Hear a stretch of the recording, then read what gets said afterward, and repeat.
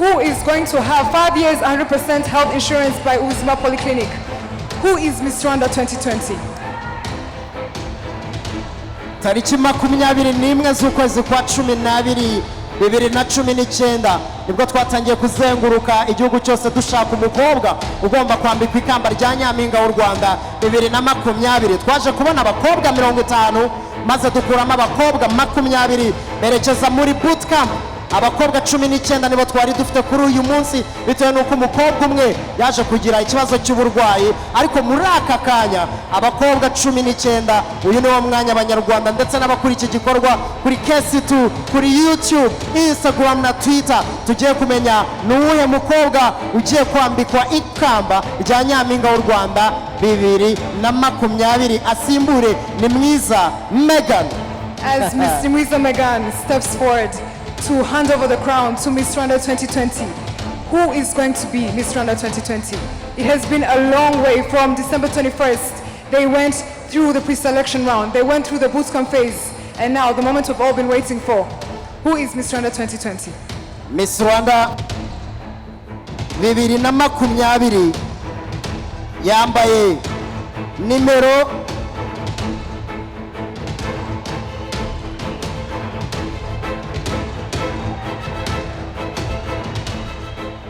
31.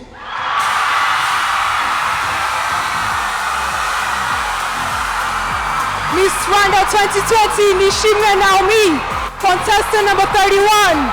Please step forward, Miss Rwanda 2020.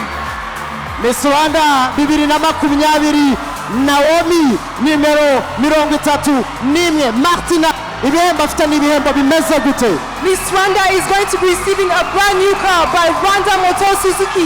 Monthly facilities by African Foods, 800,000 francs per month. Is going to be receiving years of 100% health insurance. Air tickets to Dubai by Multi-Design Group. Saloon for a full year by Kaza Salon. Internet by a full year. Now let us welcome African Improved Foods to offer the check to Miss Rwanda 2020. Miss Rwanda 2020, Naomie. Nishimwe Naomie, Miss Rwanda 2020. As Miss Nimwiza Megan over the Miss Rwanda 2019, offering her crown to Miss Nimwiza Megan, Miss Rwanda 2020.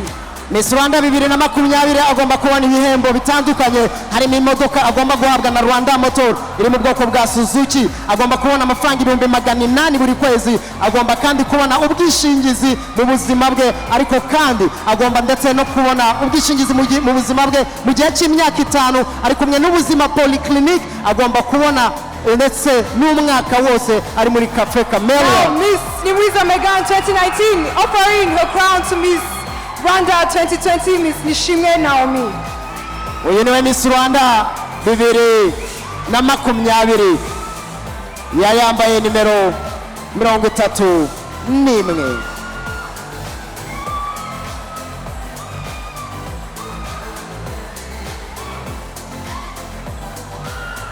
Now the crown that Miss Rwanda 2019 is offering to Miss Rwanda 2020 is a made in Rwanda product that was made by the National Museum of Rwanda.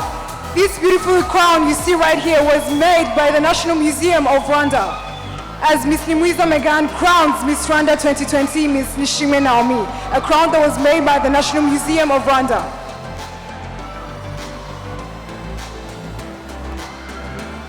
Now Miss Rwanda 2020 is going to be offering a check by African Improved Foods as their brand ambassador. Is going to be offered 800,000 francs salary per month by African Improved Foods. Is going to be offered a brand new car by Rwanda Motor Suzuki. This is Miss Rwanda 2020, Nishimwe Naomie. Akoze cyane Improved Food bagomba kumuhereza. Now let us have the first runner-up and the second runner-up stand by their Miss Rwanda 2020 for a group photo. Iyi niyo foto bikenewe ku munsi, ni nayo foto twari dutegereje. Miss Rwanda, igisonga cya mbere cya Miss Rwanda n'igisonga cya kabiri cya Miss Rwanda. Ibyumweru bibiri muri bootcamp, abakobwa 19. Uyu munsi tubonye Miss Rwanda 2020. Ugomba kubona ibihembo byinshi bitandukanye, harimo Keza Salon bakazamuha isuku ku mutwe, True Connect, Ian Boutique, Ian Collection akajya ajya gufata imyenda uko ashaka. Ibyo byose ni ukugira ngo ibihe bye byose bigende neza. Miss Rwanda 2020. Yes, Miss Rwanda 2020, Nishimwe Naomie. Now let us call Rwanda Motor Suzuki to offer Miss Rwanda 2020 her brand new car. Bagomba kumushyikiriza urufunguzo rwe kuva muri Rwanda Motor. Imodoka iri mu bwoko bwa Suzuki.